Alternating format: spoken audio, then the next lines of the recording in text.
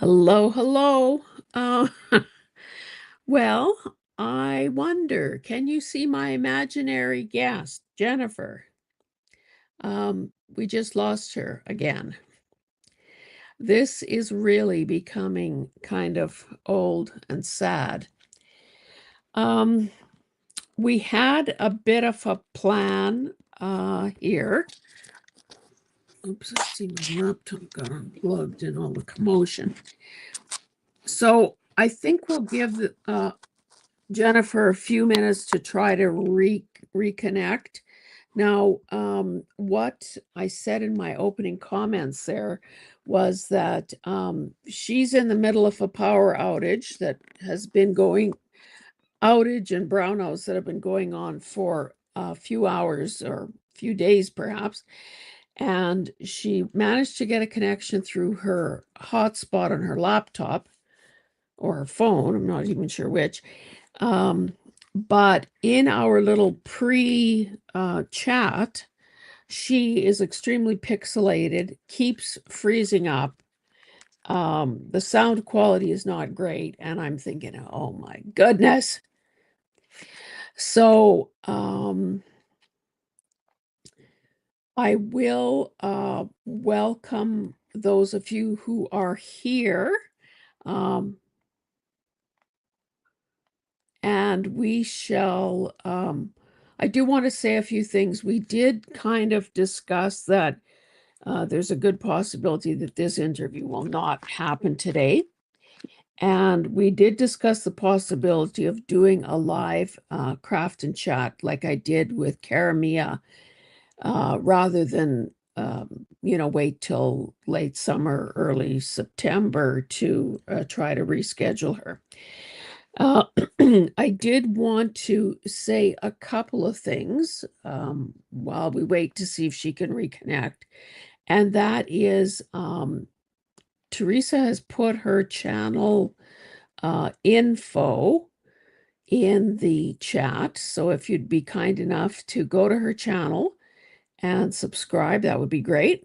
She is also in the midst of her 1,000 subscriber giveaway. So I was going to do a shout out to that anyway, because she is doing a draw on July 7th. So there is time to subscribe, get there, see what you need to do, and do it all. So if you would be so kind as to do that, that would be great, and it would obviously help her out. The other thing that I wanted to say from a personal perspective is that I really missed all of you. June, as you know, was a bit of a write-off in terms of any heart-to-heart interviews. I really thought July was going to be better. I also am beginning to wonder if I should make a decision never to interview anybody called Jennifer, because the last actual heart-to-heart interview that we had was with Jennifer. Scrapbooks and Memories, and you'll know that that was a two-time effort to get there. So I think what I wanted to say, it doesn't appear that we're going to be able to do this, but I did want to say that I still have, I have all this, I think, here's she, let me add. The power's back on? Yes! And look at you, you're in your space. Yeah, listen, it's July 1st, it's 7 o'clock. 7 is God's perfect number. The power had to have come back on. You don't even want to know how loud I screamed when it came back on. Well, this is awesome. I was also already... because the air needs to work when it's 100 degrees outside. Yeah, that was the other thing. Jennifer told me that it's 97 degrees, and of course there is no air conditioning when there is no electricity. So in your absence, I did do a plug about your giveaway and about your 1,000 subscribers. and reminded people that they have until the 7th to subscribe and do everything you say in order to qualify. Correct. And I was, well, you know that line about rumors of my death have been greatly exaggerated. So I was already pretty well writing you off for today. And and I was about to say that tomorrow I'm going to, because before this, I think this is baby eucalyptus. Before this completely, goes to pieces, I want to try gel printing tomorrow. I'll do it live at 10 p.m. or 10 a.m. Mountain. So if anybody can join me tomorrow, that would be great. This is, this is from the wedding the other day. So, I've done jelly printing with plants. They're so fun. oh, so I haven't. So that'll It's be so a good. first for me. Okay, well, so we're actually doing this. In that case, well, it's too late to put on any lipstick. That's how unsure I was about all this. Listen, my electricity went out, so you have air dried hair today. So this is well, I real air life. dried mine too. Air dry hair. I couldn't even curl it for you guys. Yeah. Okay, Jennifer, your channel is the craft, not the, at Craft Generalist. Now, I've seen it spelled as you have it there with a J. I've also seen it in the search engine with a G. So obviously the J version is a play on Jennifer, right? So tell us more about that name. Did you decide on it because it speaks to the scope of the variety of things that you do on your channel? Is that why you kind of picked that word? Yeah. So I wish I could take credit for it. ChatGPT, my assistant AI, came up with a bunch of names, and I love a good pun. Love a good play on words. And I've heard it said recently that I'm a multi-passionate creative. That's the way I've heard it. Because for most of my life, I've always said I'm a jack of all trades, master of none. Which, by the way, that quote gets misquoted, and there's so much more to it. And it's such a great quote.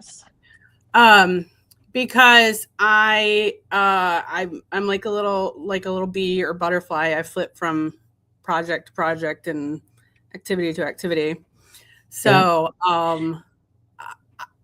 generalist kind of just felt like it would encompass anything. Because you never know. My channel might go down another rabbit hole, and we're doing something else. Like, I never thought I'd start sewing, and I actually can sew now. So go figure. Yeah. And I think it's really smart when people are thinking about naming their channels or picking a handle of any kind is to make it broad enough that there's room for expansion or for pivoting from one idea to another.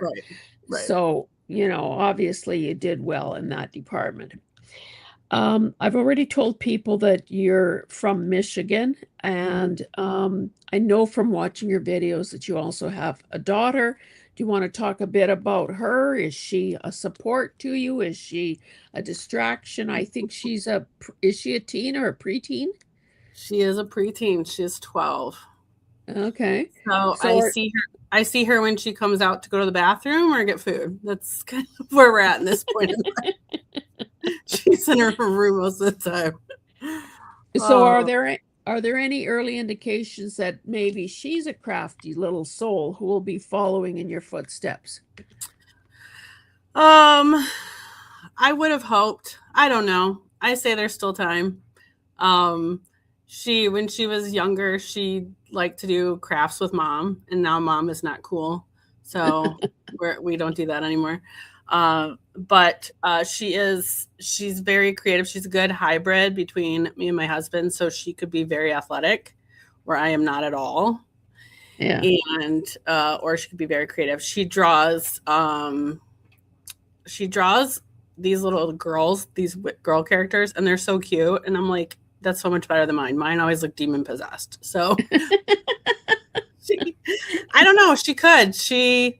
I think she could, do whatever. She's very much into the video games and Roblox, but her and her best friend got creative and started their own business Oh, this summer making squishies.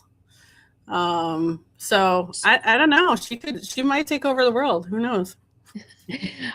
you better give all of us, including me, an explanation. What's a squishy?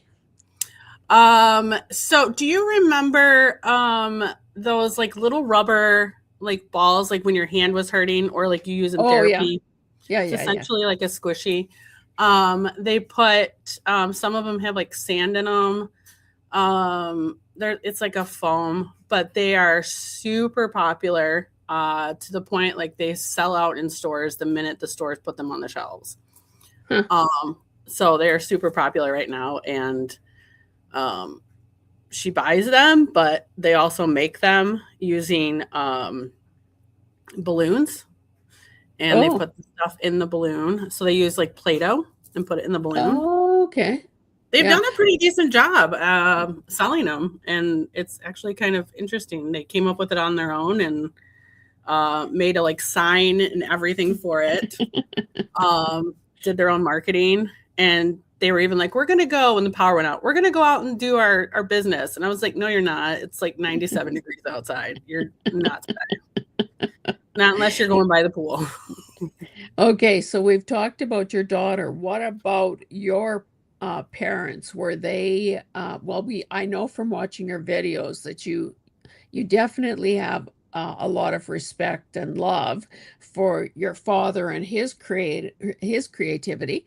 Were your parents instrumental in either giving you opportunities to be creative, or did they model behavior themselves by being, constantly creating something?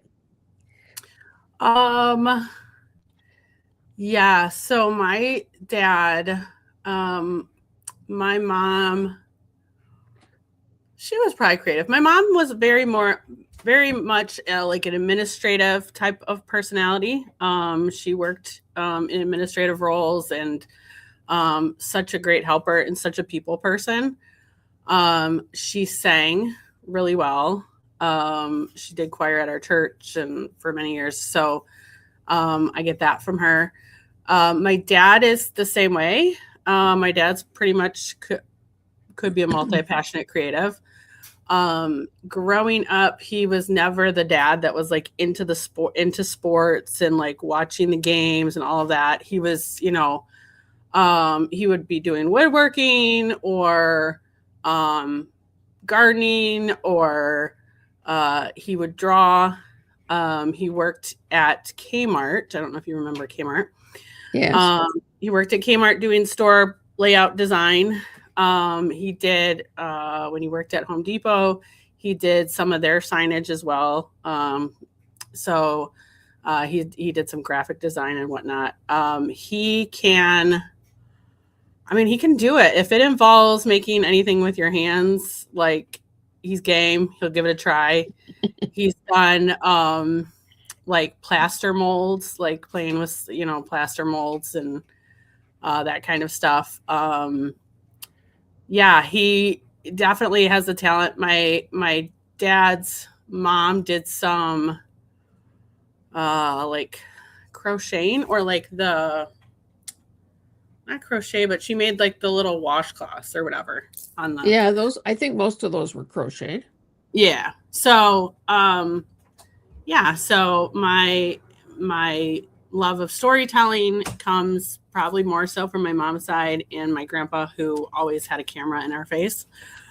And he was the original YouTuber before YouTube was a thing. He did vlogging. Oh, cool. Yeah. So you come by your creativity, honestly. Yeah. Yeah. For sure. One of the things that I noticed about your channel is that, well, number one, I appreciated that you did a studio tour and you did the, 5 parts, so there was a lot of detail. I think in one of your videos, you also mentioned that you have ADHD. Mhm. So I was wondering, is the need for organization a direct offshoot of struggling with that condition? Mhm. Like, is that one of the sort of tried and true ways of coping? Mhm.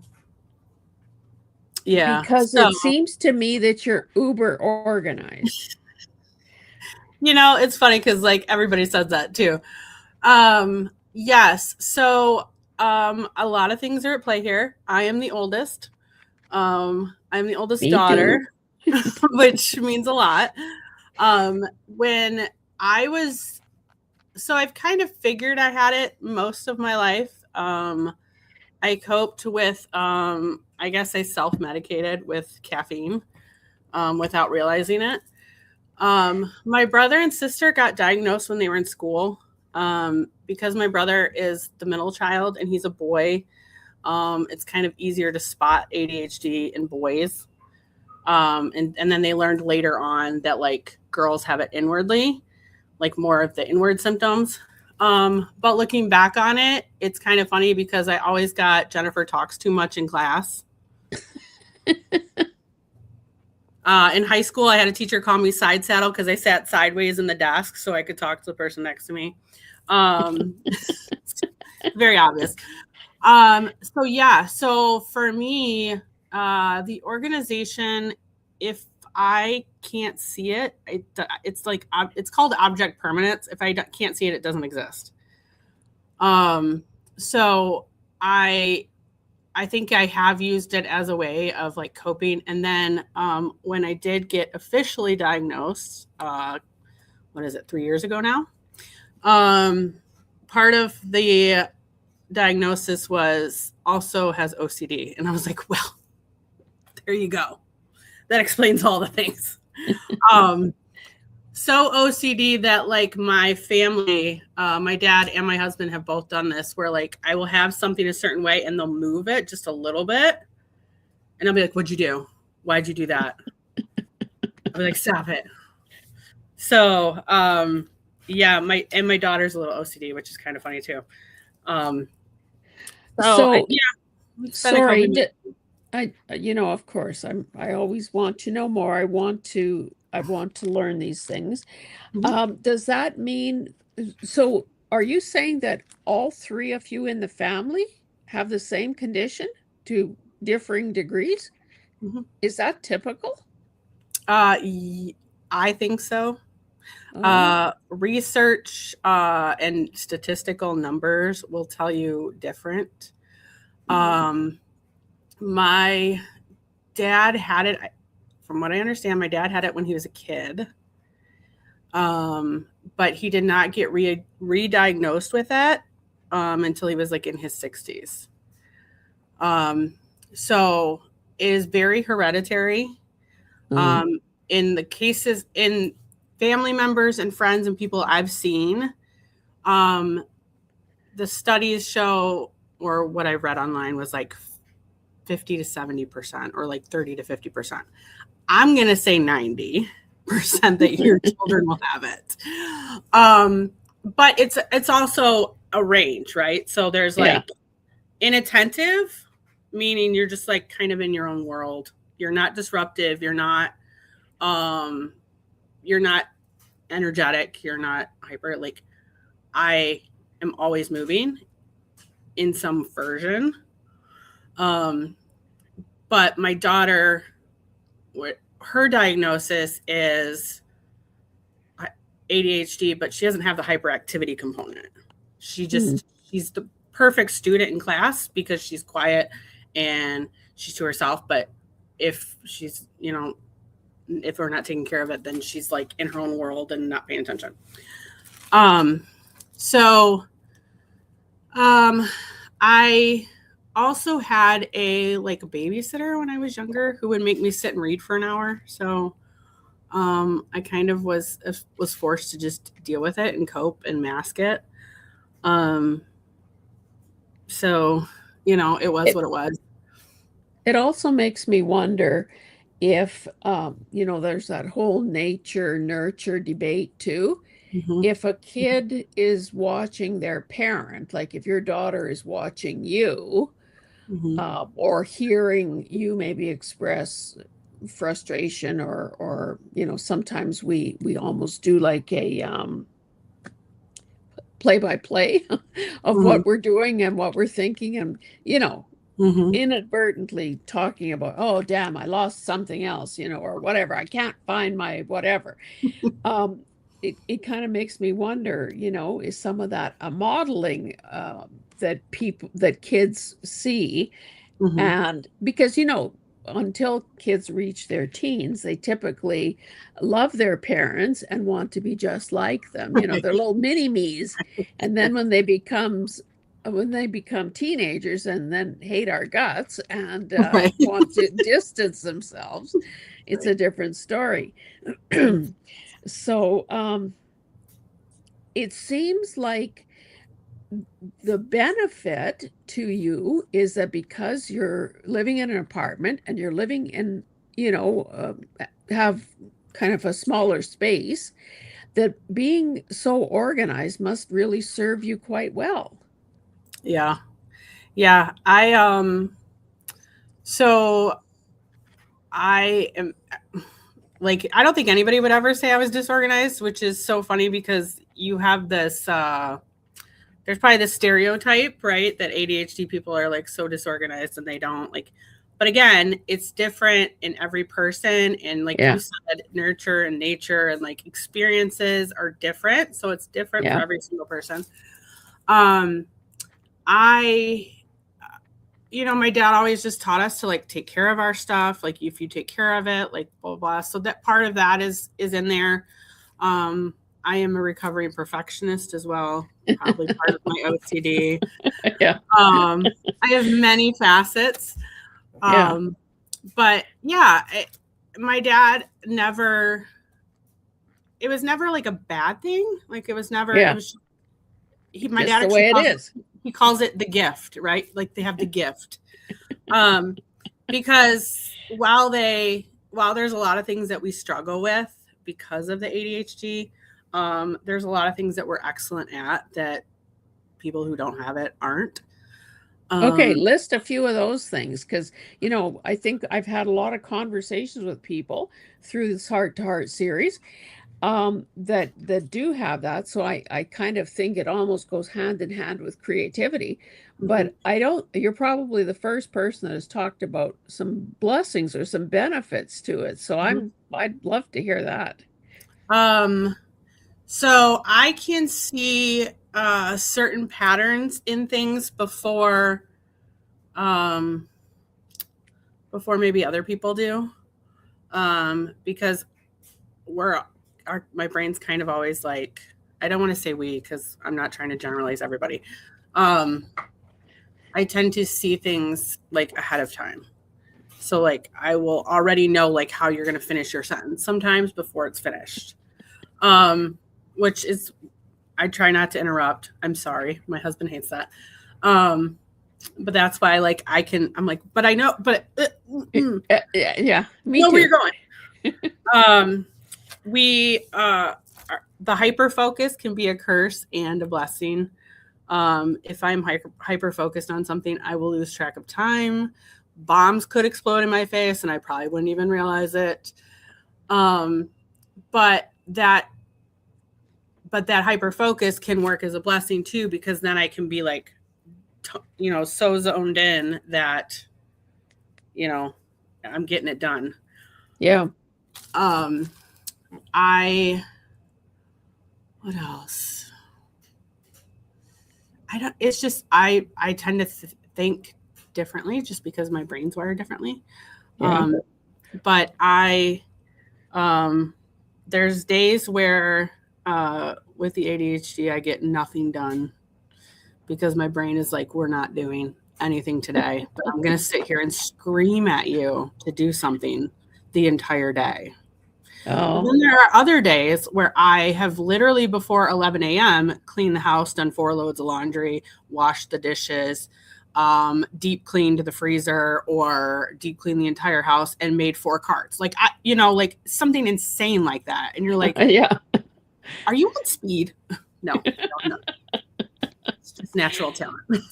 So how early in your life did you notice the creativity, or what was your first sign that you were a creative soul? Were you drawing like your daughter does, or were you into something else? I was trying to think about this because I've seen it, like you asked this in other interviews too. And I'm like, was I creative? I may have forgotten or blocked out. I don't know. Yeah. Some of my life. Um, but I do remember in school, I've probably always doodled to some degree. I wouldn't say draw. Um, Doodling to me is different than drawing, but I'm a doodler. Um, but I did collage in school, so I would collage on my notebooks Oh, for school and do that kind of thing. I was, I was one of those kids that, I'm a product of the 80s before cell phones. So, and being the oldest daughter, I spent summers watching siblings. So oh.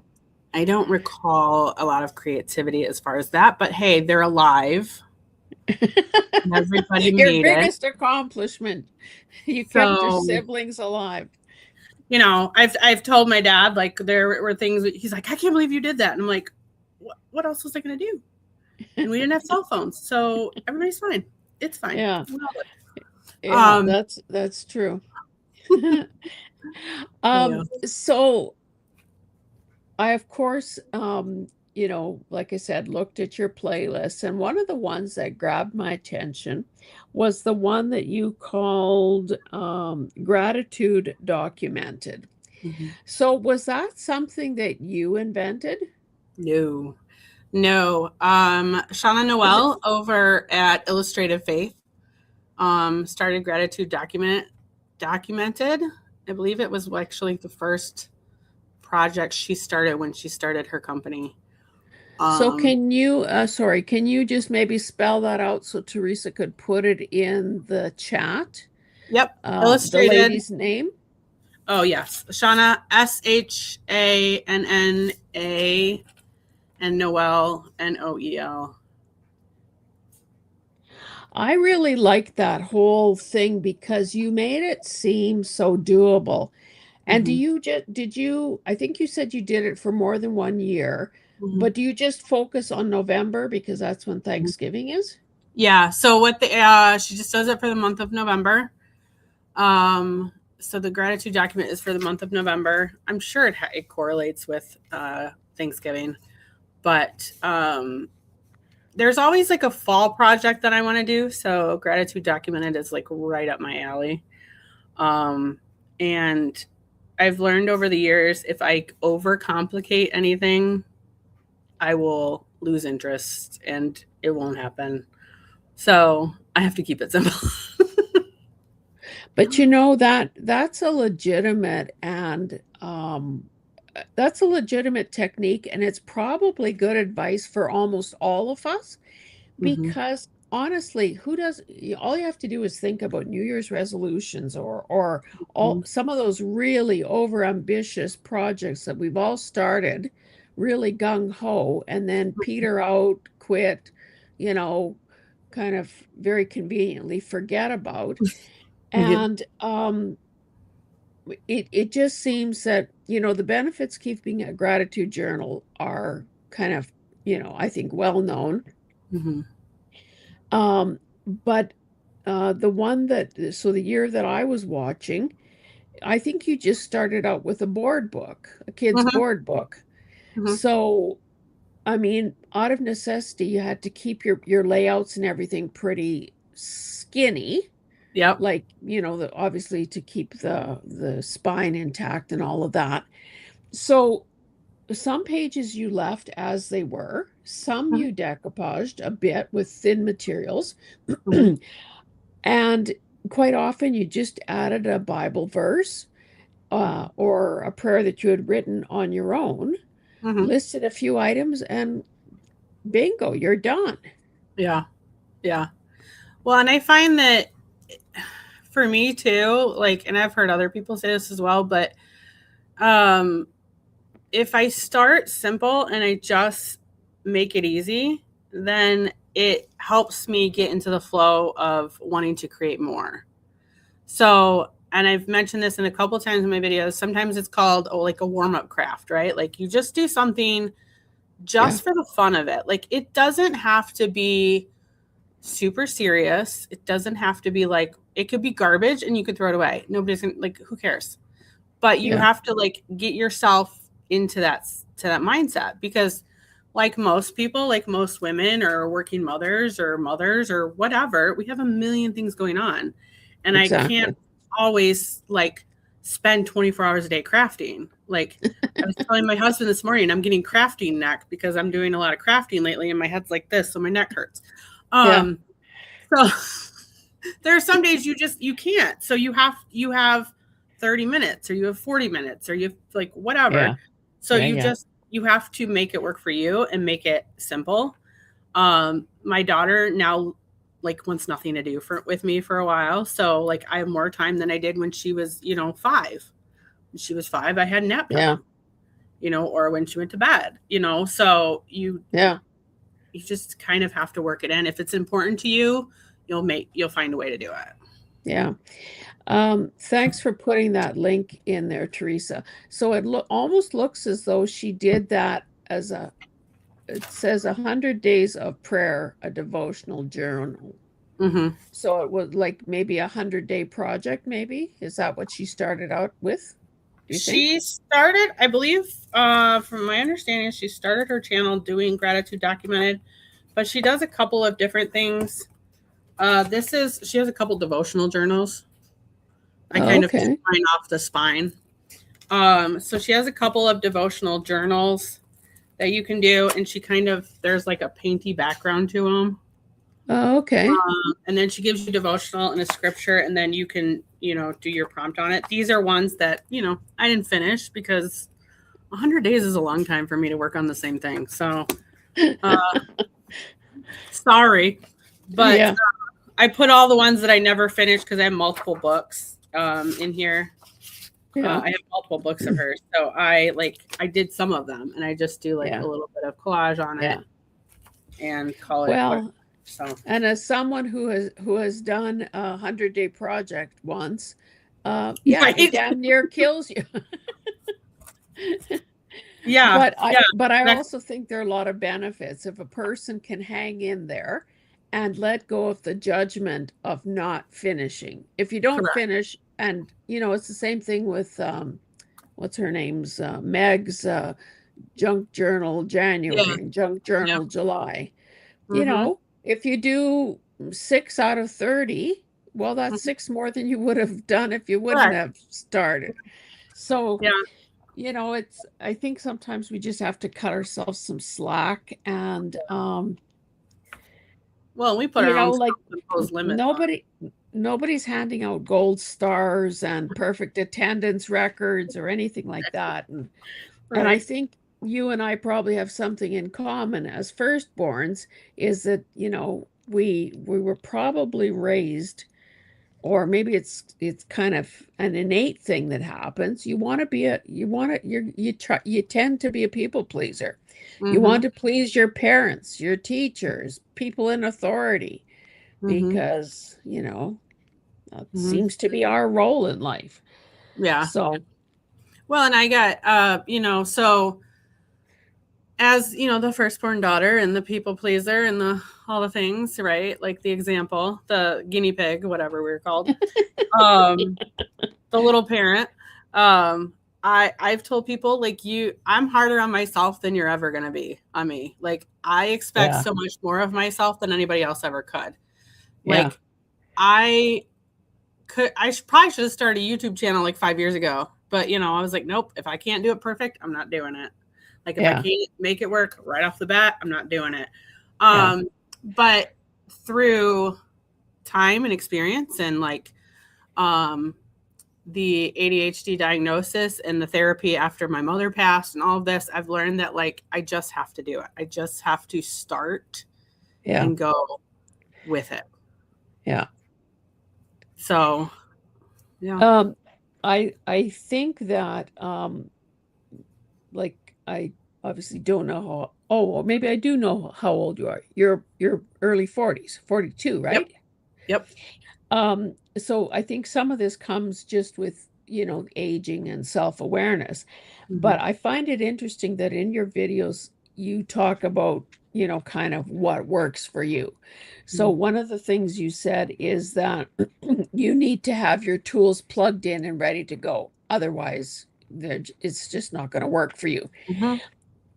And I really believe that information is it it's a great tool at our disposal. It allows people to, like, we kind of it allows us to go with the flow as opposed to constantly trying to, be the square peg fitting into a round hole, thinking, well, so and so does it this way. Right. This is how they set up their craft room, and this is the Mhm. process they use. So obviously, I must be flawed because I'm not doing it that way. Right. So maybe talk a bit more about some of the other, um, light bulb moments you've had about your own approach, your own preferences, your own MO. Yeah. So there's yeah, I definitely struggled with the like, oh, so and so does it this way and they swear it works this way. But I'm like, I'm not them. My brain doesn't work the same way. Yeah. And I think it's probably true. When I hit 40, I kind of was like, this is who I am. This is what I look like. We're going with it. We're done. Unless like I get a bunch of money to get like surgery done, like whatever. This is who I am.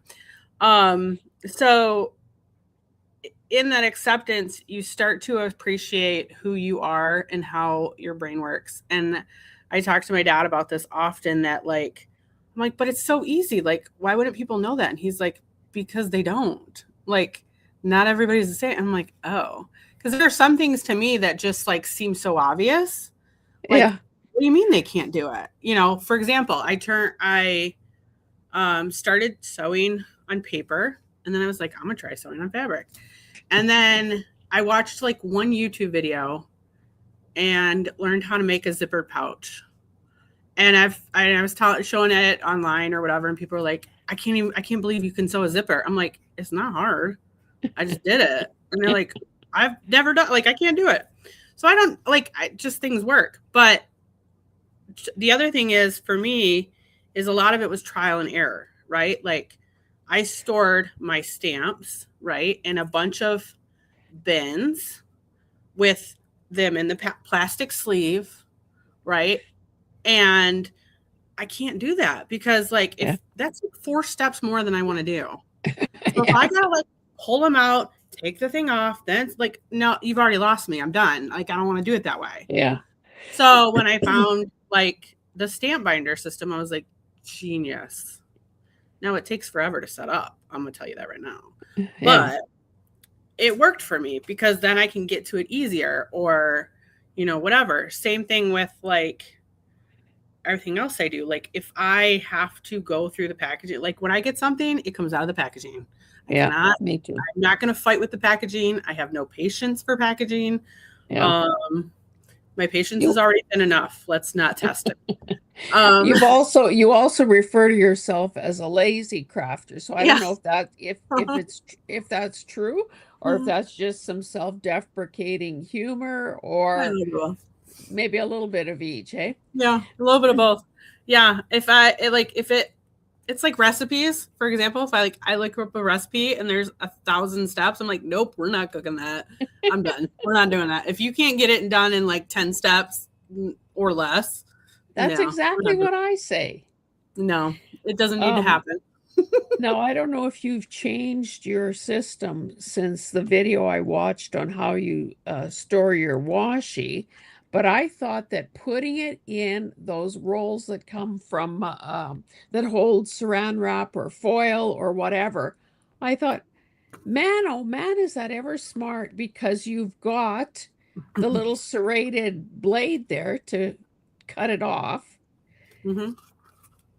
Well, and I have changed it again because Oh, this is what I do. But wait, I have multiple ways. So see, now that we're on video, I can actually show you in my craft room. I have a Keurig K-cup drawer for like the K-cups. oh yes. It's genius. I had them in a bin, and I was like, you know what? I need that bin. I want my colored pencils in there. So I took the time to wind them onto playing cards. These are actually like Old Maid cards. And I wind them on here. It's a couch activity, by the way. This is what you do when you're watching movies, okay? Yeah. And I rolled them on. You do seem to have a love affair going with your couch, because you talk Yeah. about it quite a bit. And I can do this on my couch. I can do it on my couch. And not only that, I could do this on my couch with my family. If I can't do it on my couch, then we don't need to do it. Yeah. Well, here's the thing. Like my craft room is probably 3 feet from my couch. Let's be very fair. Okay. It's not like I got far to go. I can see the TV from my desk. However, in an effort to spend time with my husband and my family, I take my crafts to the couch. Yeah. And I do them while I'm sitting there watching TV with them. It also, in another way, helps me to not fall asleep, because if you ask me to sit and watch a movie and not do anything, I will get sleep before the credits are done rolling. Yeah. Well, and I also heard you talk about that as a way to avoid some of that mindless eating that some of us like to do too. So if we're busy fussy cut, well, I don't know if you fussy cut, but if we're busy fussy cutting or wrapping washi, then we can't be popping whatever bad stuff is weight loss reach. tips 101. My next video will be on weight loss tips. Stop eating.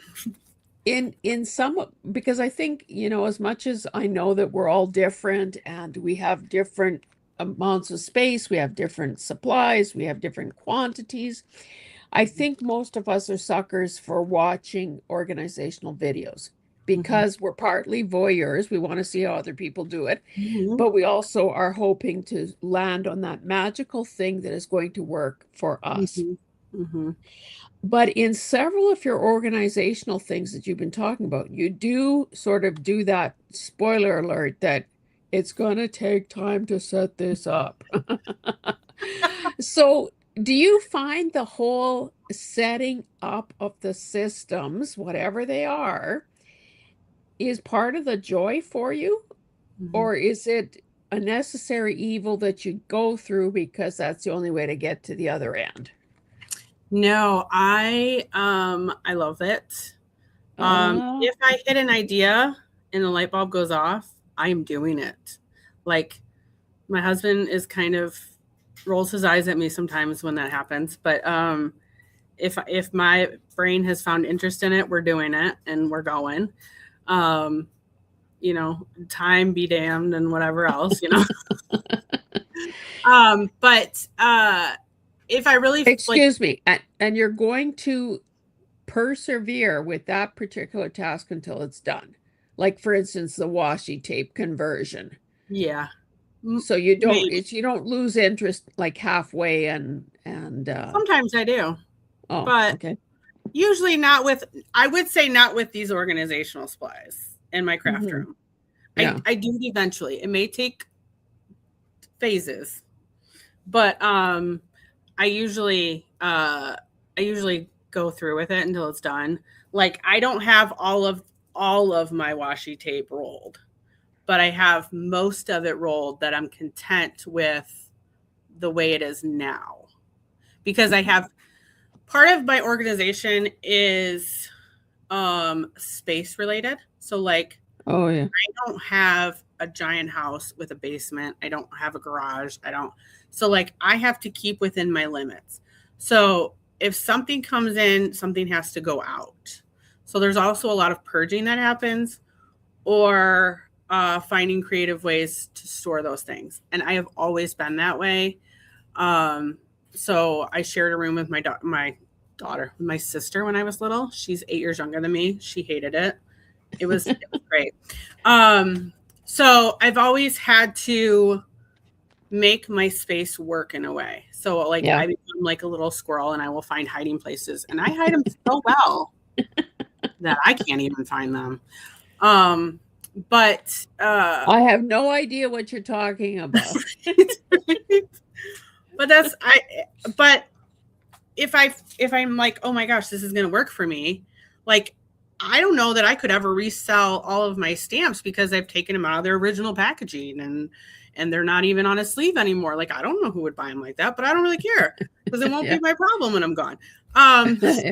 When I'm gone, somebody else can deal with it. But it works for me because I can flip through and find what I want quicker, and like so I just go with it, and that's what sticks. Um, I've always moved furniture around. When I was younger, I would try to move like the furniture a million different times. So I'm always like trying to figure out what works best and doesn't work best, and like, is there a better way to do it? Can I, is this smarter? Is this worse? But like, as far as my crafting supplies go, if I start an organization method, I'm usually going to stick with it. Yeah. And just for the record, washi tape does go bad. So it's like Okay, every other when you say go bad, you're talking about it losing its like tearing rather than unrolling correct, and yeah. correct. Or But you like, know that if you pop it in the microwave for a couple of seconds, that typically re-warms the glue and then you can get it off the spool better. I don't have time for that. It's just about 3 seconds. But I got to walk 4 feet and put it in the microwave. I don't, life's too Okay, short, and then I can okay. buy. Hey, then I can buy more. Okay. I get rid of the old ones, and then I get new ones. Because of all the drama with us, would this interview even work because of technology? I just realized I didn't even say hello to anybody. So why don't I say hello to some people? And the other thing I typically tell the guest is don't bother trying to read the chat. I will tell you what is going on there. So Cynthia is here, and Teresa is here, and Susie is here, and Carmen. And who else? And Tracy is here. And Brenda just signed in. So it's great to have all of you here. And I realize that, it's probably the start of vacation time. And of course, in Canada, it's Canada Day. So this is like our big thing. And then you guys have the 4th of July coming up. So I think the replay is going to become important to people. Yeah. So thank you for whoever is here. After our choppy start in June, this is wonderful. In your you call it upfront effort, the whole transitioning to a new system. And I think sometimes that's why some of us don't do these things, because we don't think that we have that block of time to and the block of time could actually be days that are required to switch the layout in a craft room, or handle every whatever it is, every roll of washi tape or whatever. You talk about purging and how you get decision fatigue. And I thought that was an interesting way to word it. Because did you mean that as you look at an item, you're trying, after having to make all those decisions, keep or sell or donate, whatever, throw away, is that where the fatigue comes in? Like it just becomes too much? Yeah, so I do this thing where I call it rage purging, meaning I've gotten so fed up that we're just getting rid of things. I am not a minimalist by any means at all, any shape or form. I have tried to be a minimalist. But I like things. I like stuff. Yeah. Um, so I've just embraced it. I just like things, okay? But there comes a point when I'm like, "Oh my gosh, there's too much. I can't do it." Like I can't it's almost like you can't see the forest through the trees type of thing. Yep. Um, so, and when I find when I do that and when I do purge, or, pass on stuff, to somebody else that will use it, um, it takes some of that mental block out of my brain and it frees me up to be creative with the things that I do have. Or um, I rediscover something that I was like, oh my gosh, I really love that. Or, oh, I thought I lost that, Yeah. that kind of thing. So I find that purging is just kind of necessary for me. It might not be necessary for other people because maybe they only have like 4 things that they ever use to craft with, and that's fine. If that works for them, more power to you. I would love Yeah. to be that person. I am not, and that's okay. And Um, if that person exists, we want names because right. I want receipts. I want to know. There was a person on YouTube. I don't know if her channel still exists, but her scrapbooking area was like one desk and it had like very minimal supplies. And I was like, I don't know how she does it. Like I can't. But she kind of had a formula and she had her like favorite colors and that was who she was. And I'm like, great, more power to you. I love all the things and sorry, I can't. yeah. It So, also seems to me that you use a lot of I hate to use the word trash or garbage because I don't think most, like I think that's kind of um, it seems to devalue the mhm. stuff. But Mhm. it does seem that or maybe I shouldn't be telling you, I should be asking you, what percentage of the stuff that you use would be new product versus something that you're just is sort of a found object that you're repurposing in your projects? Oh, that's actually a very good question. Probably years ago, I would say it was very different. My answer years ago would be new product more than recycled or upcycled. Um, the reason being is because I massively have a shopping problem. It has gotten so much better. So I was always buying the new things because, FOMO, right? The fear of missing out. They have it, Yeah. I must have it. There's a sale, I got to go buy this, get stuff from the sale. Um, but I have learned in using the upcycle things, there is less pressure to use it because you're like, well, it was already going to go to the garbage anyway. The only thing I could do is make it better, or it will just go in the garbage anyway. So, um, it kind of what is that?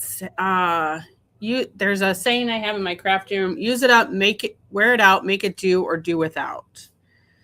And it's kind of that mindset of using what you have, um, and working with what you've got. And I feel like it pushes your creative brain into thinking like, how could I make this work? Could I make this work? Do I have now that's not to say I don't, I probably have 35 paper pads back here that are brand new and I should use them because well, they're just sitting here and Yeah. they're all pretty. But um and not to say that I won't, but Yeah. it depends. And one of the things that I noticed when I started my channel, and also kind of when I intentionally started my channel, is I wanted it to be different in the fact that I wanted it to be affordable art. Um, because I believe every person is creative. I believe every person can be an artist. Um, And when people tell me they're not creative, I kind of essentially call BS because everybody's creative. Yeah. Different versions of creativity. Some people can put a recipe together and can cook a meal better than I ever could, and I will eat at their dinner every time. And that's what they're good at, right? But I wanted it to be accessible for everybody because times are harder than they were.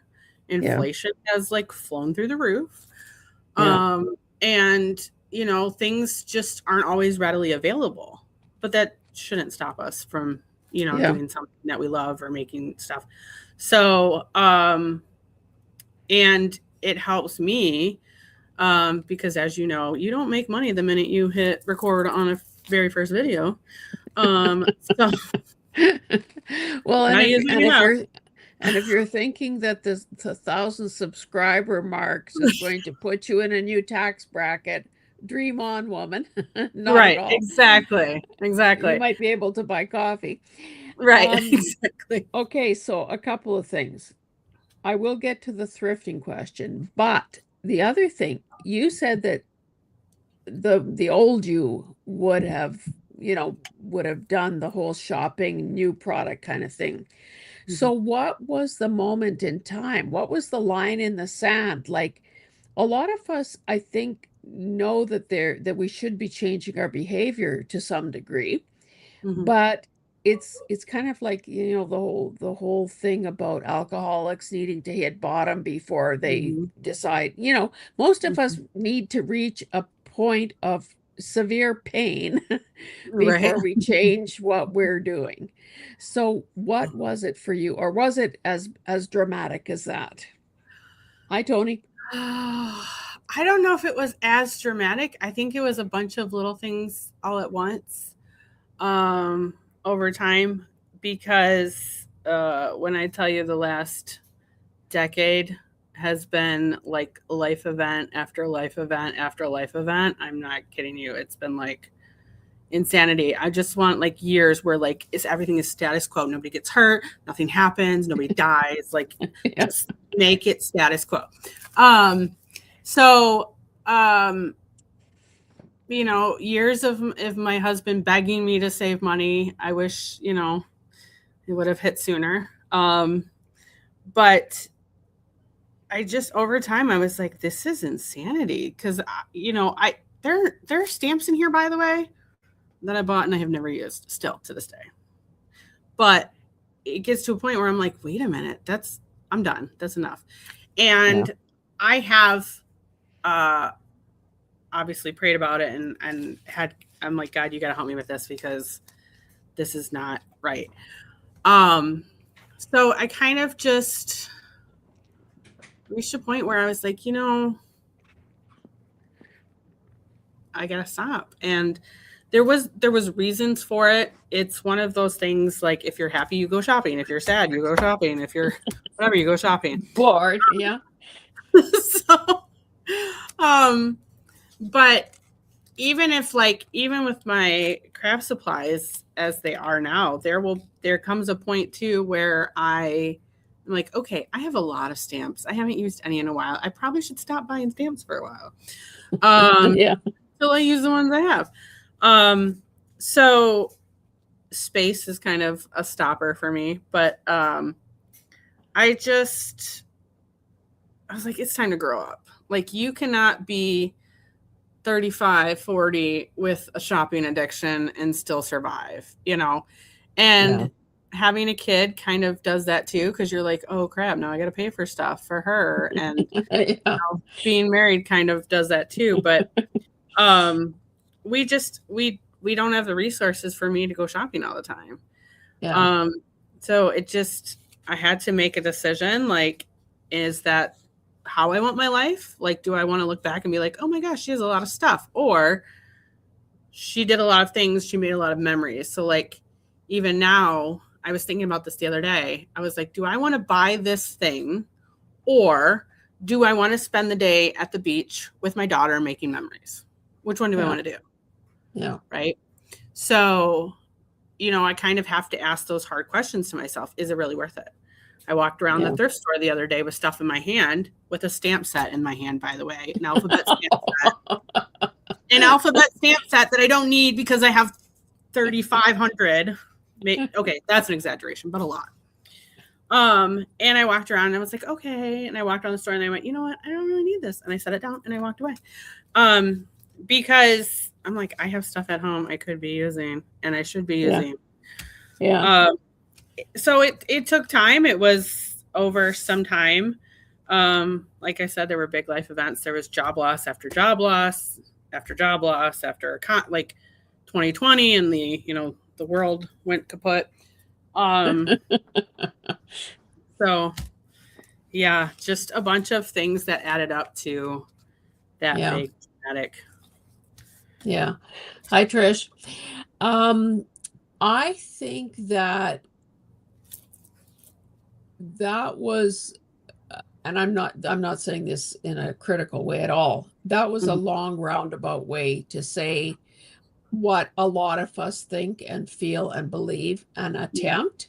Yeah. It was like in my own case, I think it was last November. I don't even remember what precipitated it, but I just said, you know what, I'm not thrifting anymore. And it was very freeing. And I think, there were people who heard me say that and through comments or whatever seemed supportive. There were others that were skeptical. There were others who were probably, like, yeah, inside joke kind of thing. Yeah. But honestly, it really felt good. And I think, as you've already said, the less we have, the more creative and resourceful we have to become. And honestly, I I truly believe that that's when our unique style and personality is going to surface, because those people that are and he's a handy target. Old what's his name, Tim Holtz. Oh yeah. There are people that buy every single thing that has ever been issued by him. The full range of products. And all of the stuff that tends to be if everybody uses the same stuff, everything ends up looking the same. So I don't know. I think you deserve a lot of credit for coming to that point of understanding in your own life. But I also think, and again, I'm not an alcoholic, and I don't think you're an alcoholic, but I think that the analogy is accurate in that it's a one day at a time kind of struggle. Yeah. It's No, not it really like is. It's not like you get that one moment of insight and you think, okay, done, and never have to make that decision again. That would be awesome if that did. I probably could be in a very different financial situation if that would have happened 20 years ago. But I think, I've had conversations with my dad and with my sister and with other people before that, have kind of struggled with the same thing, is that you're buying to fill a hole. You're buying to figure something out. And one of the things that my therapist taught me, and it was just a very simple article, is when you kind of like feel the need to do certain things, there are a couple ways that you can work through it. Because I am not super comfortable expressing my emotions. I usually can't put names to them, but I feel them very deeply. But one of them, is like to journal or go for a walk or, all these different things. And like when I started really putting that into practice, I started realizing the reason that I wanted to do certain things, like the reason why I wanted to go shopping, the reason why I wanted to buy the thing. And it wasn't because I needed it. It was because I'm trying to be somebody else, or I'm trying to fill a hole, or, whatever. And so for a long time, I just kind of had to be, I'm assuming like how alcoholics or whatever is, I just had to not put myself in the situation where I just wouldn't go. Like I wouldn't go shopping. I wouldn't go do that.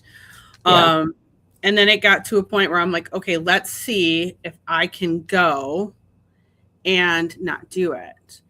Like if I can go in the store and not buy anything. And the more I did it, the easier it became. Yes. And then if I had a moment where if I bought the thing and I was like afterwards regretted it, because if you know if you'll immediately regret it, or within minutes you'll regret it, and you'll be like, okay, I didn't really need that. I Yeah. am always like, go return it. You most of them, most things you can return, Yeah. right? If you can return it, and then you're good, right? You've learned a lesson. Yep. So I just got to a point where like, okay, then I return it. And then now I will, and it's easier to do this now with online shopping. I'll just put stuff in a cart and let it sit there for days, maybe weeks, and then I'll forget about it. Or I will, if I don't forget about it, I'll be like, okay, why do I want this? Do I need it? Is there something I could use instead? Yes. Like, do I have the money for it? So you have to like give yourself, and I've heard this from other people. You need to give yourself the time, give it 24 hours, give it 3 weeks, whatever, and then go like, Yeah. and then you find that you didn't really Yeah. want it. Right. So it's just it requires self-awareness, right? It requires that self-awareness and you looking at yourself and saying, is this a problem? Why Yeah. is it a problem? Yeah. Tony weighed in and said art supply stuff is too expensive anymore.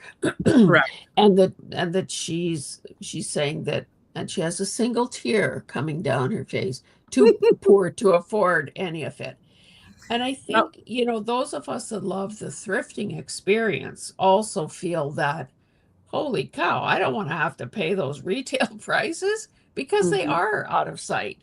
And I think that people are generally suffering financially because of Mm-hmm. one thing or another, whether it's job loss or tariffs or, you know, inflation, whatever.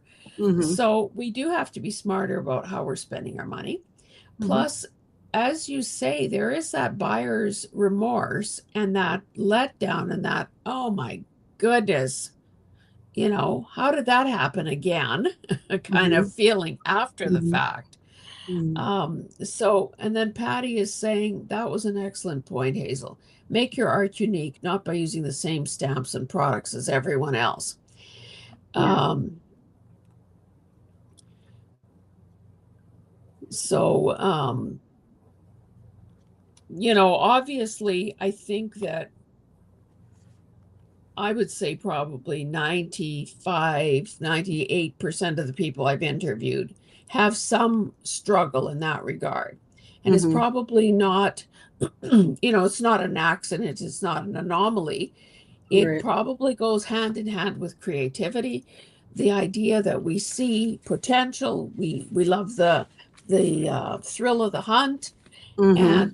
and we see these things and we think, who in his right mind donated this? I could Right. do this, this, and this with it. Mm-hmm. Um, but again, eventually, number one, I wish that newcomers to the business, to the craft, would believe it when old timers say, uh, "You don't need everything." Right. We all heard it, we all ignored it, and then we become the old timers that say, "You don't need it all." Right. So like Right. it's not only our kids that don't get these lessons right off the bat. Right. Yeah. um, For sure. so I think too, and of course I'm considerably older than you are.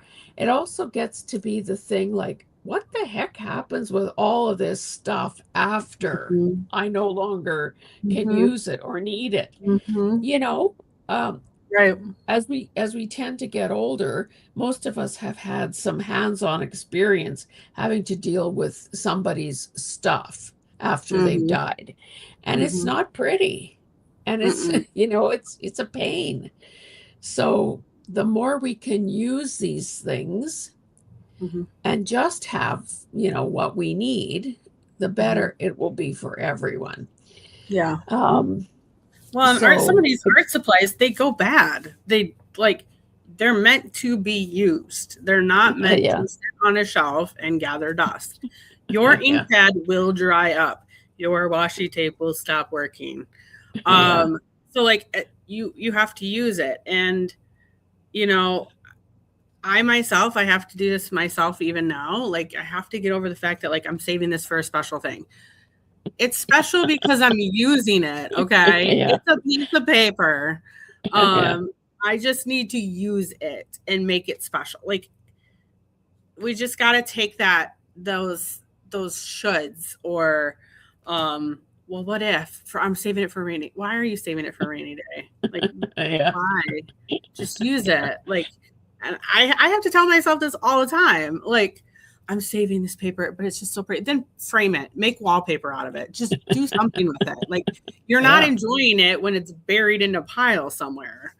Yeah. Um, and I'm preaching to myself, by the way. Just so Yeah. everybody knows. Well, yes, when you can't find it when you need it, or you forgot you even owned it. Right. Right. It's so like it's insanity, really. You know, Yeah. that whole line about insanity is doing the same thing over and over again and expecting different results. Yeah. Yeah. Yeah. That's true. It's true. And you know, I still have stuff that like I don't use that I should like whatever. And it like, you know, stuff is more expensive. Shops are going away, like the Joanne Fabrics closed. So like God took that Yeah. temptation away because guess what? I can't even go.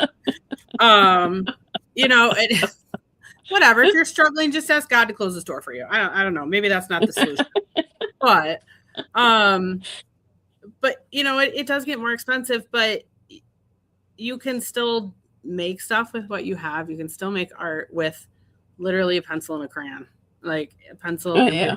a pencil and an envelope. Like it just, if it's important to you and that's something that you want, it's about the process and it's about working through um, your emotions and your art. And you know, my kid is not going to keep all of my journals. She says she is because she's sweet, and she says she will, but I know she's not. She's going to throw some away.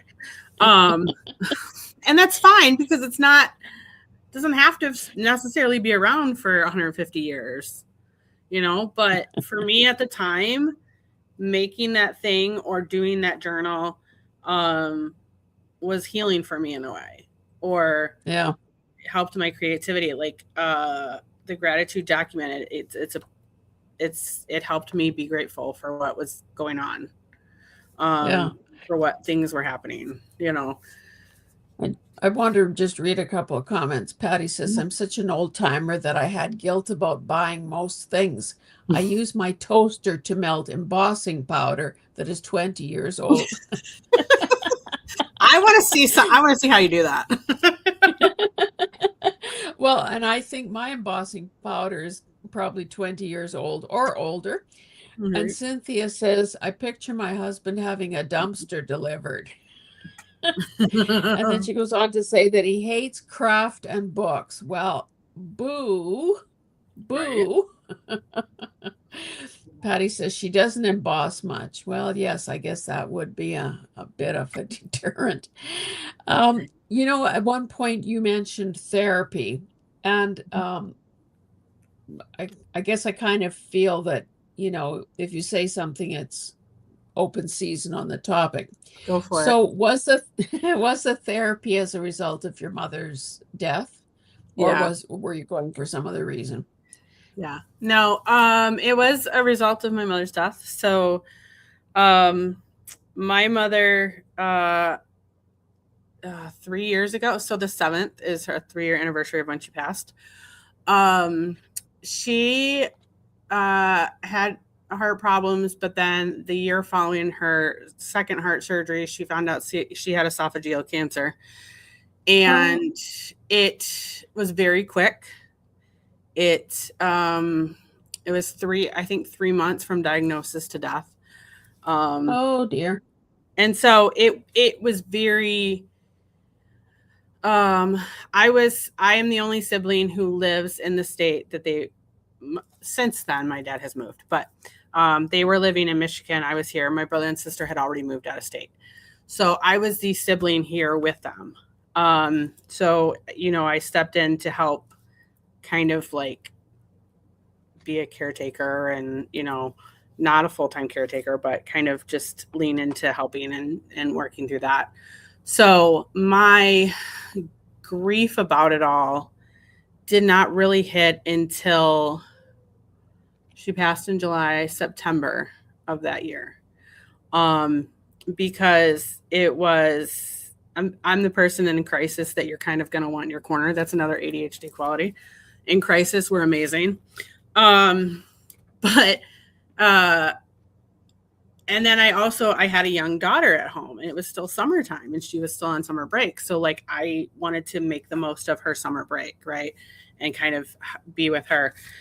And so I kind of just, it hit me all at once. And I remember the week that I went to the doctor. I got diagnosed with my ADHD December of that year. And so I started the same year your mother died? Mm-hmm. Sorry, the same year your mother died? Yes. Oh. So, yeah. So, I started going to a therapist and just kind of talking to them to try to work through my emotions and like work through how to handle everything, because I was very not myself. I was very depressed and very, it was just not good. And I remember it was the week after Christmas. I am not by nature a crier. I'm a little bit more tenderhearted since my daughter's been born like 12 years ago. But I'm not a big crier. I'm like, I'll be sarcastic. I'll give you a joke, like whatever. But yeah. I remember every single day that week, I like sobbed because I just was just unhappy and I was not myself. And, when I got my diagnosis, I felt validated that my ADHD was real. I wasn't like insane. Because I'm like, I'm going to go in and they're going to tell me that I don't have it. And I'm going to be like, how do you figure? And my sister actually was like, because I was telling her about the test and I said, I'm sitting there in the chair and I'm like, oh, this chair like rocks. Oh, she goes, you probably knew then that you had ADHD. Okay. When you're sitting there rocking in the chair. So I remember going to the psychiatrist's office and I like literally cried to the doctor on the way to the doctor's office. And I said, you have to do something. I cannot function this way. This is not who I am. I was so very depressed and just grieving.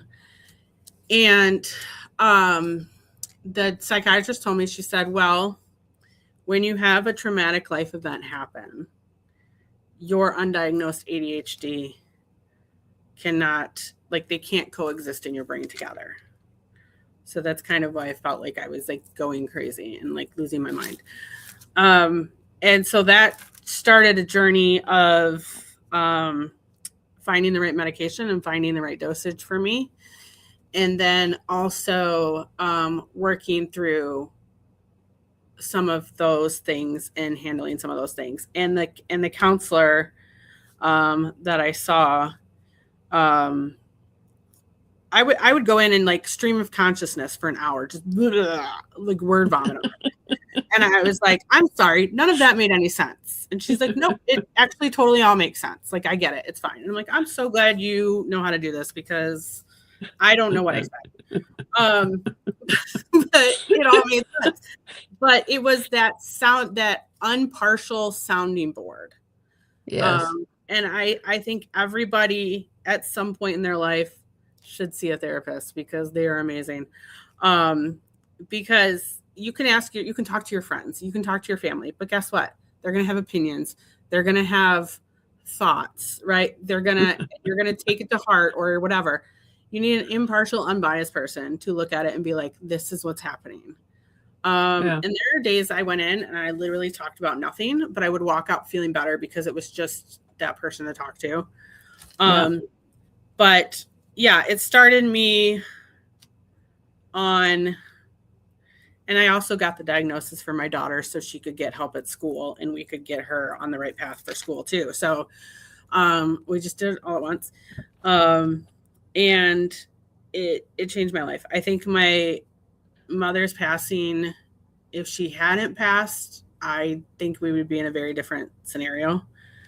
Um, obviously, I wish she was still alive, right? But there was a lot of growth that happened in my life, in my family, with my husband, in our marriage, all because of that.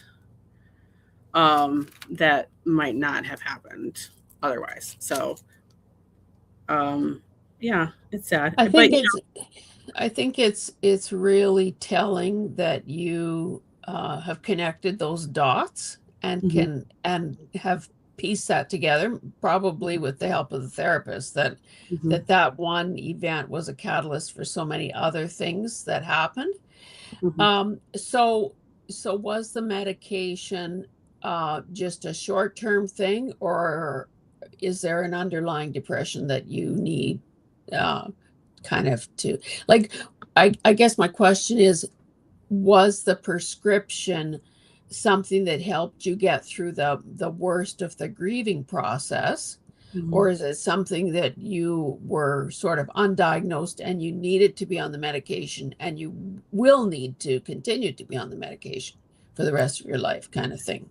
Um, so the crazy part about it is there are videos actually out there, and I've seen them, and they are so very true, of people who get diagnosed later in life, and you see them take their medication for the first time, and they are crying because of the fact that, like, oh my gosh, this is how people actually feel. Like, this is what normal feels like.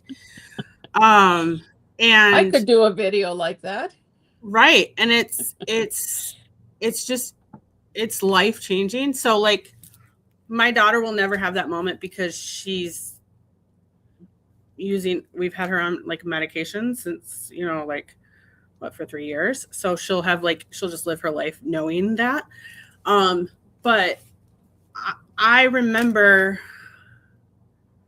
thinking, I am crazy. I am not enough. I am a failure because I can't finish anything. Like, I Yeah. can't finish anything. I started, I can't finish it. Um, and if I got constructive criticism, I was berating myself in my head for like days. Like, I was the meanest person to myself. Like, the stuff I would say to myself, I would never say to another person. Um, and so the diagnosis, so the depression, at some point, I will probably try to come off of that medication for that. I have lowered the dosage since my mom's passing. Um, but the ADHD medication, I will probably always continue, just because, for me, um, it makes me more functional in a productive way. Not to say that, like, people decide all the time to not take medication for it, and that's totally fine. And there is what's the word? There's like training you can take, or therapy, like, to like learn how, Behavior. yeah, behavior therapy, to like learn how to deal without the medication. Yeah. Um, but for me, it just makes it easier for me to focus on the things that I need to focus on at the time. Yeah. And what's what's crazy is my husband, when I don't take, he's like, "You didn't take your medication today, did you?" I was like, "Wow." And there are some days I'm like, I took my medication, but I don't know that it's working. Like, I don't know. Like, maybe I didn't. And I Maybe that's a day that he didn't take his, you Right. know. Correct. Correct. And that's when I asked him, "Well, did you take yours today?" Um, So but much of, sorry, so much of what you said has resonated with me because I too found out late in life that not everybody thinks the way I do. So I'm on a Right. very low dosage of a particular thing for serotonin. And Mhm. I'm thinking, and after your eyes are open and you see this and your quality of life improves so much, you think, okay, you should be on medication, Right. and you should be on medication, and you should be on medication. Uh-huh. So I Mhm. totally get it. And I also know, and I've said this, in the context of this channel and probably heart to heart as well, that you know, if we were diagnosed with diabetes, no one would be expecting us to power Right. through. Right. You get the help exists. The drugs Right. have become more sophisticated and Yeah. focused and go exactly where they need to go. Yeah. So, it's crazy. Right.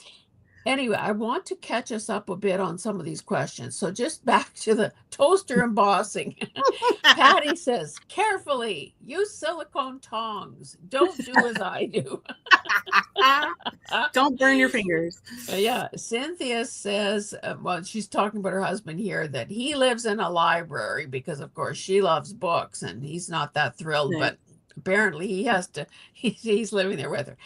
Libby has shown up. She says, hello and hugs. Glad to see you back, and all is getting better with you.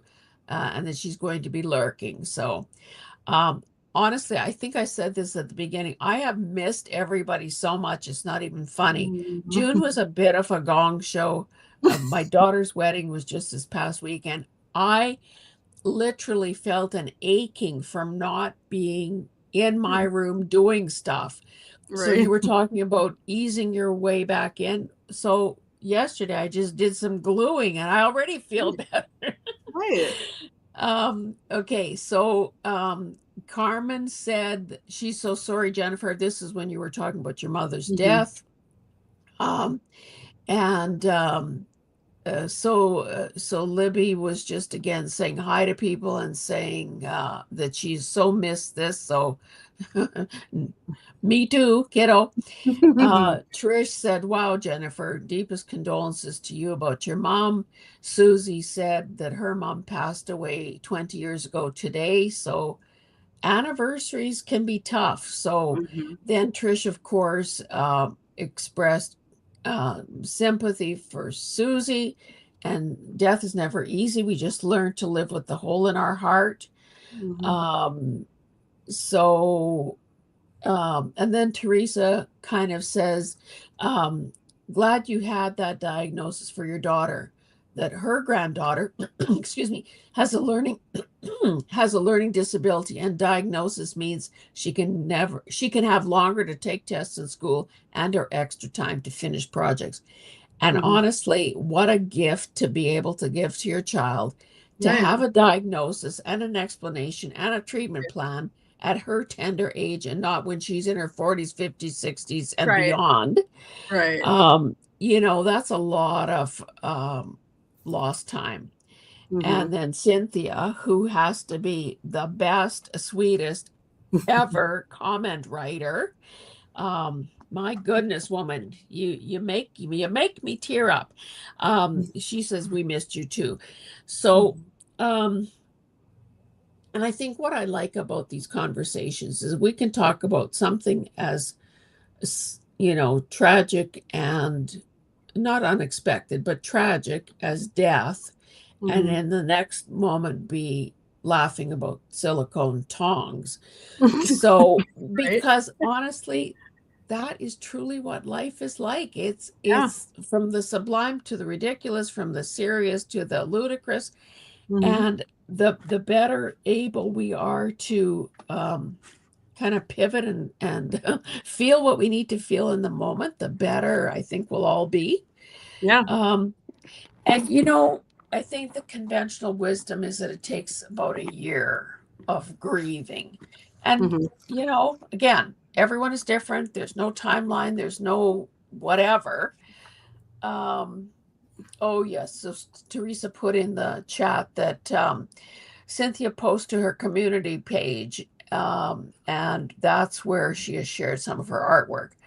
And not to turn the focus off to Jennifer and put it necessarily on Cynthia, but in a past interview, she shared in the chat that she was really bullied and teased and so on, to the point that she hasn't felt comfortable saying yes to an interview like this because she's just so self-conscious. So more recently, because people have shown her so much love, and because she keeps showing up and being so kind and generous in her comments, I just said to her, like as an open invitation, that if you ever feel like you're ready to give this a shot, well, you know that you'd be loved here, Right. and I'm totally willing to do that. So but let's go on. We've been at this, an hour and a half, so we should, I mean, it's all good, and I'm enjoying every minute of it. But there are a couple more points that I wanted to touch on. Excuse me. And then some of my traditional or repeat questions. Now, you obviously have a love affair with Daphne's Diary. You love the publication. I didn't know that that book existed, that you showed recently. I just wanted you to be aware that they have horrendously strict copyright rules and regulations. Yeah. And just as long as you know that you cannot sell anything that you use that uses any of their imagery whatsoever. So if it's just for your own purposes, then indulge with love affair. Right. Because the images are great for sure. Right. I also wanted to say that I'm trying to find a lozenge or something here as an. Hey, did you know the Dr. Pepper Tic Tacs now exist? Are they good? Well, if you love Dr. Pepper, they are. My daughter loved the Dr. Pepper Peeps they had at Easter.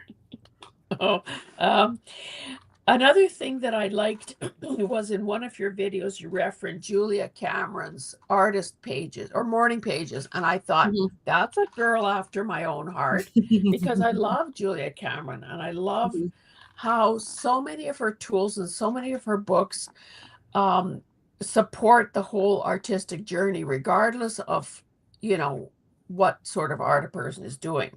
It could be, dance, acting, music, whatever. So I just thought that that was really good. And you said that by doing a bit of writing, like you were using the Daphne's Diaries images in a journal, and it allowed you to do a bit of journaling. You again, maybe it's the laziness thing or the attention span thing. You didn't think you could do 3 pages of longhand morning pages, but you were still doing the showing up and journaling something, even a short amount or a small amount. So I thought that was great, because honestly, sometimes the expectations that others or we put on ourselves just makes life so much harder than it has to be. Really. Yeah, for sure.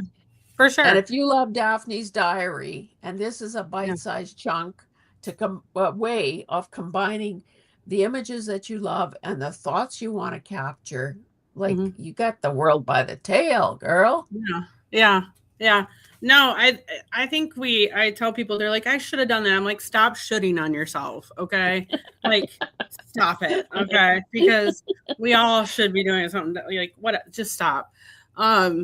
Yeah, we have to, like, it's your life, right? It's my life. It's do what works for you.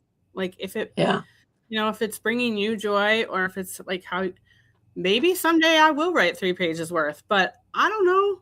I don't typically have like 3 pages worth of thoughts that I need to write down at one point. And the other thing is I was thinking about this. You might not be a morning person. I like really work best in the morning, but if you're an evening person, do them at night. Who cares? Nobody's gonna come after you for doing them at night. Like maybe you like at the end of the day, you need to dump it all out on paper and then go to bed. Maybe that works for you. Do it that way. Like they're not going to come to your house and arrest you for doing it wrong. Yeah. I will just repeat that you're in the midst of just celebrating your 1,000 subscribers, and you're doing a Mhm. giveaway, and you're doing it on July 7th, and that's the anniversary of your mother's death. So it's a Mhm. particularly poignant day for you.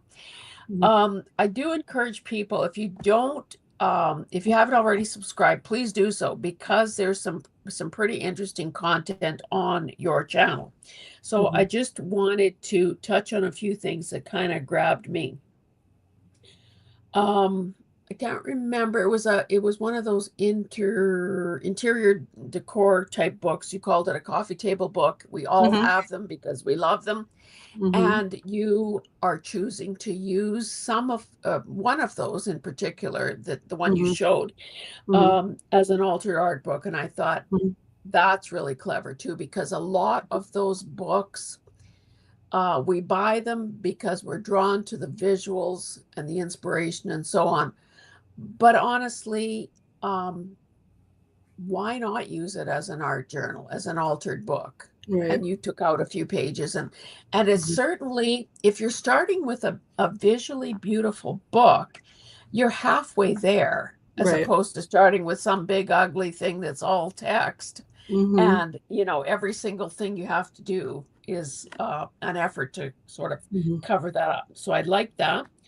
Um, I like the fact that you were, and again, none of this is particularly new, Mhm. but sometimes we need to be reminded, or sometimes that old expression about when the student is ready, the teacher appears.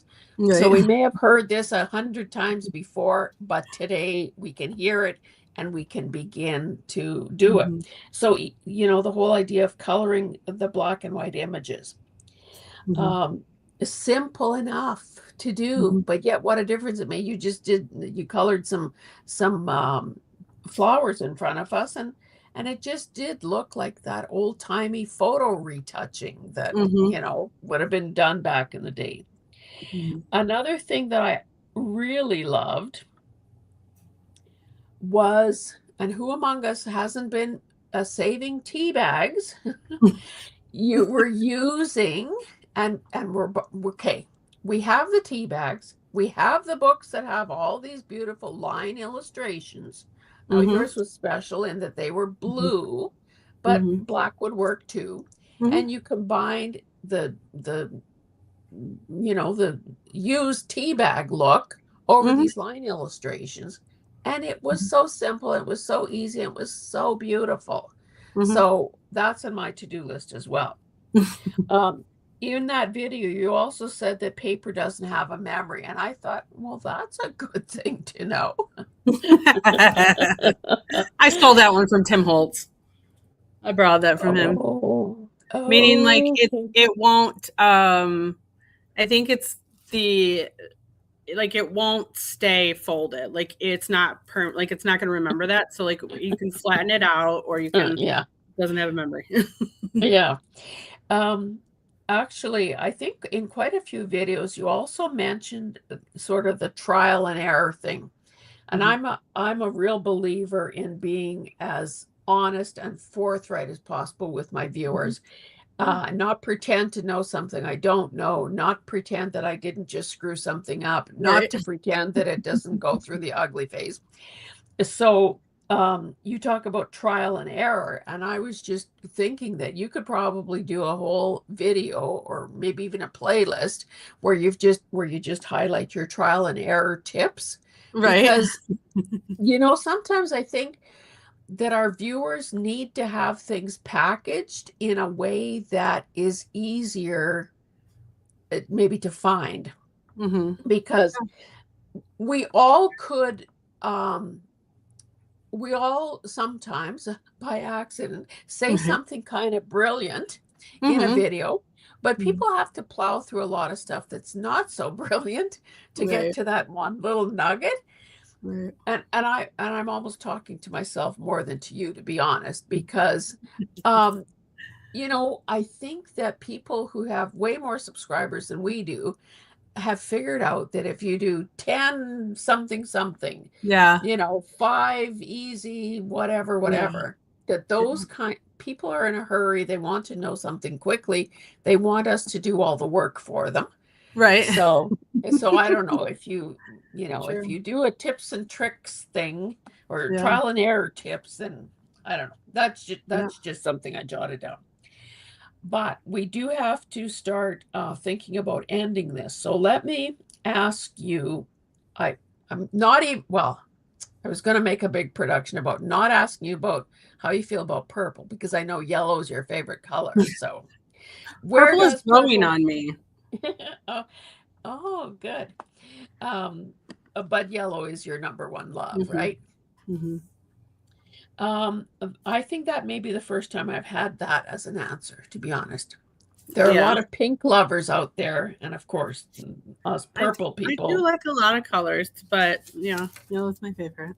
You can't Yeah. be mad looking at yellow. Like, have you ever looked at something yellow and been mad? You can't. If you can, well, I'm sorry. I'll give you my therapist name. You can call her. Well, and if I could embrace my daughter's puke green color scheme for the wedding, then Like hey, my today. Mm-hmm. I'm an equal opportunity color lover. Mm-hmm. Are you an introvert or an extrovert? Yeah. Um. Well, the Myers-Briggs test tells me I'm an extrovert. I am very much still an extrovert. However, I have more introvert tendencies than I used to. Um, I can talk to just about anyone. I usually just start talking to them like I've known them for 20 years. It's fine. It's so Um, disconcerting to the people that we're with. right, right. I'm Why like, are you talking to strangers? I'll talk to anybody. Um, but I do have more introvert tendencies than I used to. Maybe it's part of it is getting older. I don't like going to the mall anymore. I don't find that fun. Um, I crowds are kind of a lot sometimes. So I'm an extrovert who still needs time by herself. Um, so and I've never been one to like go out partying and all that either, but um Yeah, yeah. So but people don't drain your energy. some do, but I just walk away from them. That's I mean, I just don't hang around those people. Um but I live in a household with two introverts that are homebodies. So, it's you start to like take on some of the traits and some of my best friends are all introverts. So, Yeah. I'm the extrovert finding all the introvert friends and inviting them to things. Well, that's a good strategy.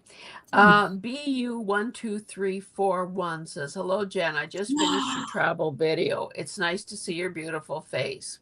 Hi, girl. So, who is B2 BU? She's actually one of my subscribers. She's so sweet. I have like the best Well, subscribers. They leave so many amazing comments. They're so sweet. yeah, yeah. Well, welcome BU12341. Because we're having those technical things at the beginning, I don't think I mentioned that this was episode 49. So there is a considerable playlist of extraordinary people that I've had the privilege of talking to. Mhm. On to these questions. Are you the kind of person that comes up with a word of the year? Yes. And would you share with us what your word was or is for 2026? I here's my disclaimer. Just beware. Be very careful when you pick your word of the year. It might bite you in You, the butt. you picked the word windshield, right? Right. Glass. That was the one I picked. No. So there was one year I picked the word change. Oh God, I'll never do that again. Um, uh, yeah. This year it's actually technically two words. It's press on, which again is I feel like is biting me in the butt because I'm learning to press on through all the craziness that is happening in my life. But it's based on the Bible verse. I press on towards the mark for the prize of the high calling. Um, So I kind of, I don't do resolutions because I won't stick to them. I won't. I won't. I no. So I kind of pick a word or like an intention type of thing for the year. But I have a lot of, I kind of pray about it and, think about it. Last year was space, meaning like creating space for myself, um, taking space when I needed it, that kind of thing. And that was a really good one for last year. So yeah, I do. Some years I don't. Nothing comes to me really. But sometimes I do. Yeah. How do you feel about like what is the or not how do you feel about it? What is the best part of aging? And you're still a tender 42 years old. Well, my birthday's in 29 days, by the way. There's my plug. Um, uh, not I just don't care. I just don't care. When you're in your 20s and you're in your teens and your 20s, you're like you care about what everybody thinks about you, about what's happening, and like what do they think, and like what I just don't care anymore. I don't. Yeah. Like this is what I look like. This is who I am. If you don't like it, you can keep on going. I saw a shirt at the store called Five Below, and it says, if you find me offensive, stop finding me." Kind of where I'm at. Well, and sometimes on it, well, I mean, it's true that we find what we're looking for. So, Mm-hmm. yeah, people who are constantly being offended by something should try to stop being looking for stuff to Right. offend them. Right. Um, so I jotted down your answer, which the first words out of your mouth were don't that you don't care. Um, but you went on to say that that means you don't care about what others think or about pleasing other people. It's not that you don't care about aging. Right. Well, So, yeah, aging is, I don't know. I kind of well, when you consider the alternative, it's a damn good thing. right, right. Like either I'm gonna age or I'm gonna die. But here's the thing, and there was a comment I think my mom said to me. Um, I said something to my mom, and I said, "Mom, I have a gray hair." Obviously, this was more than 3 years ago. I'm like, "Mom, I have gray hairs," and she goes, "Well, at least you have gray hair." And I thought about it, and I've thought about this many times. Is that she didn't live long enough to have a gray head of hair. Yeah. Um, so if I live to have a whole gray head of hair, then cool, we're gonna do it. We're gonna rock the gray. Get it, girl. Get it. People are intentionally dyeing their hair gray. Mine is earned. Yours is earned. Okay, you've Yeah. earned it. Yeah. This is my COVID project, letting it grow Right. out. Right.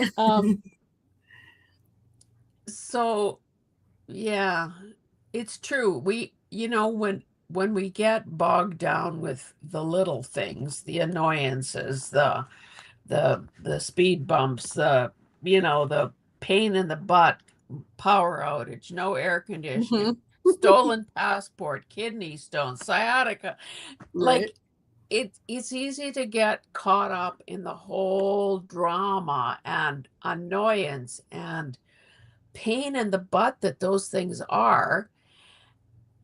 But in most cases, I'm able to talk myself through it by saying it could be so much worse. It Right. could be Right. so much worse. Right.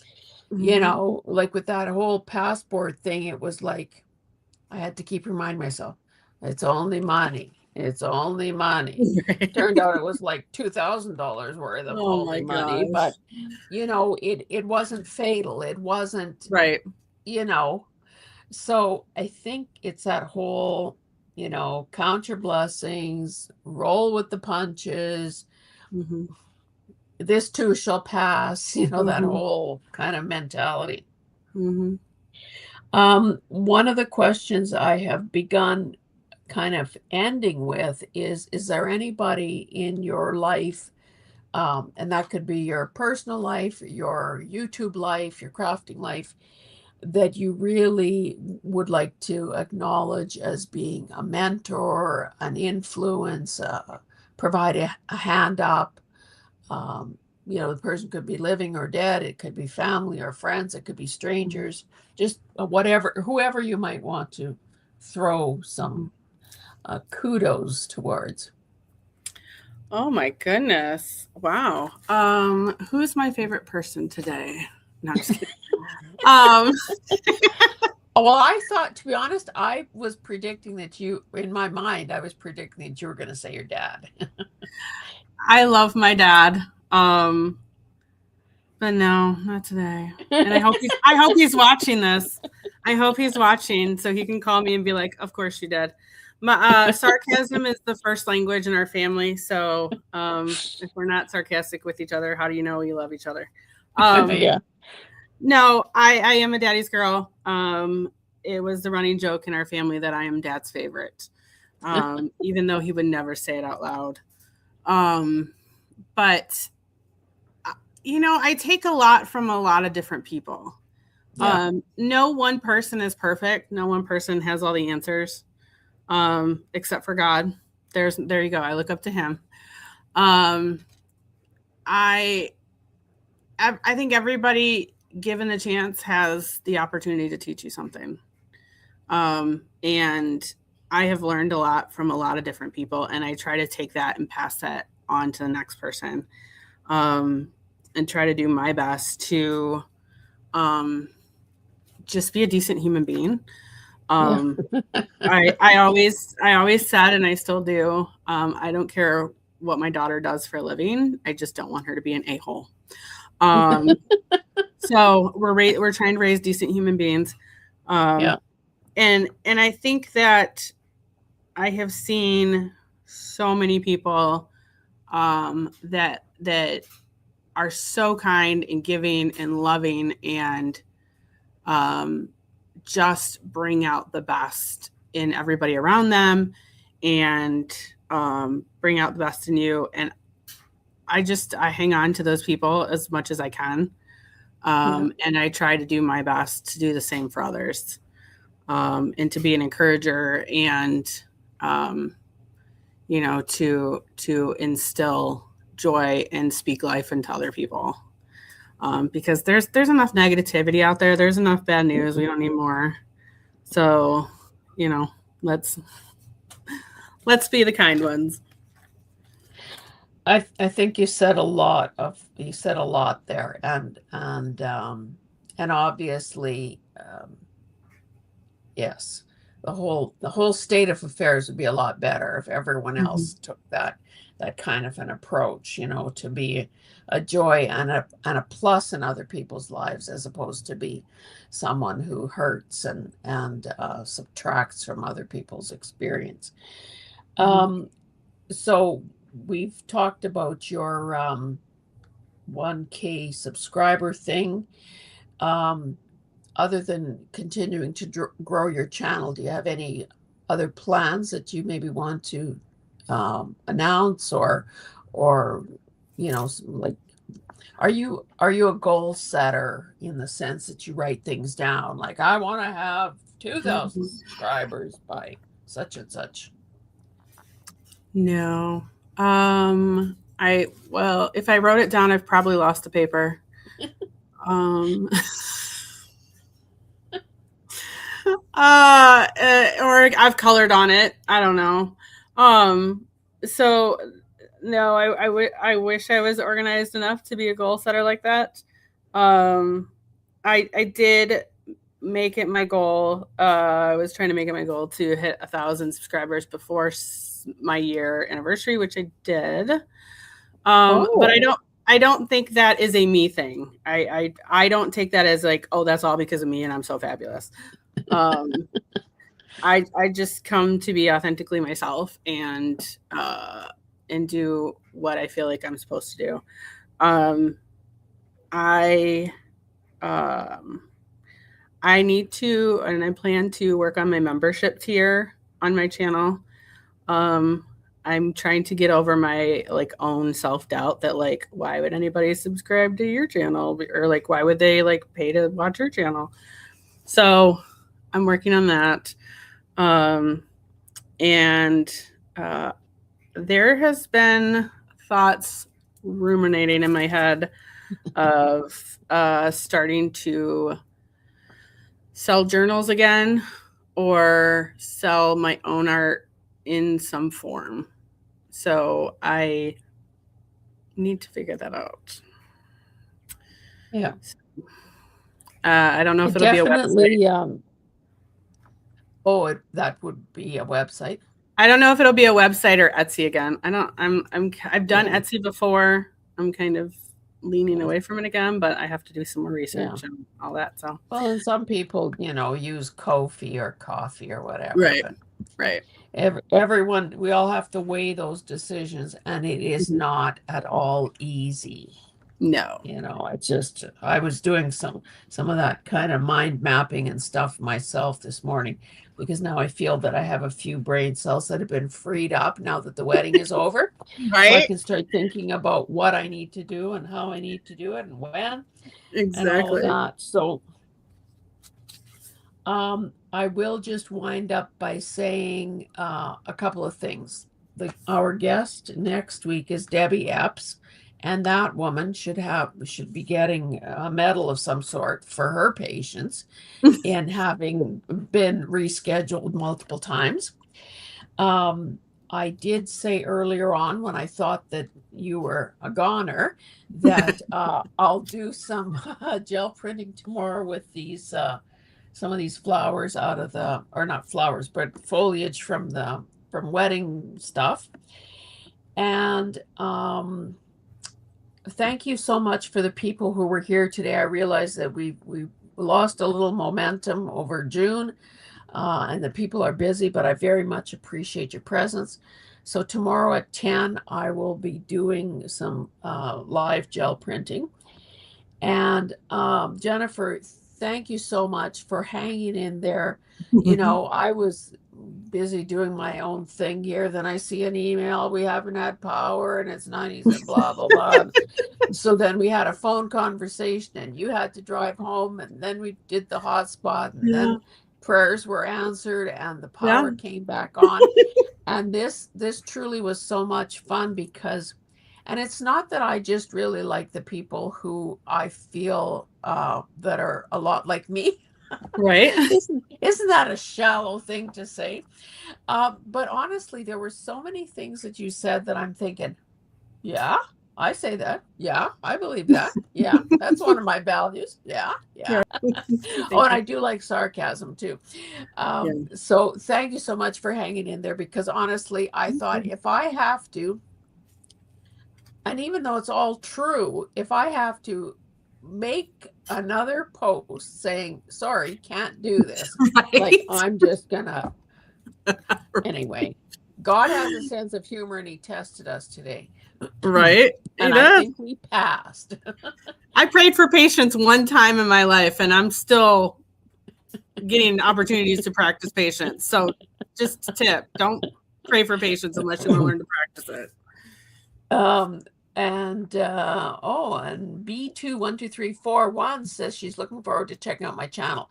Yeah, and please do look at the replays of for Heart to Heart, because there are a lot of talented people there. Mm-hmm. A lot of very real and authentic people.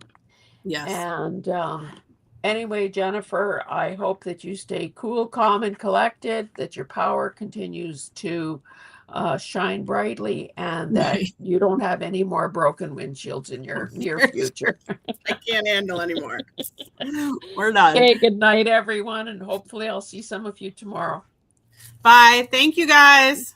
Thank you, Hazel. Thank you. Yeah, bye-bye. Bye. How you on that meeting for a long time? Because I'm so great to talk to. I was. She talked to me for almost 2 hours, so it's a good thing.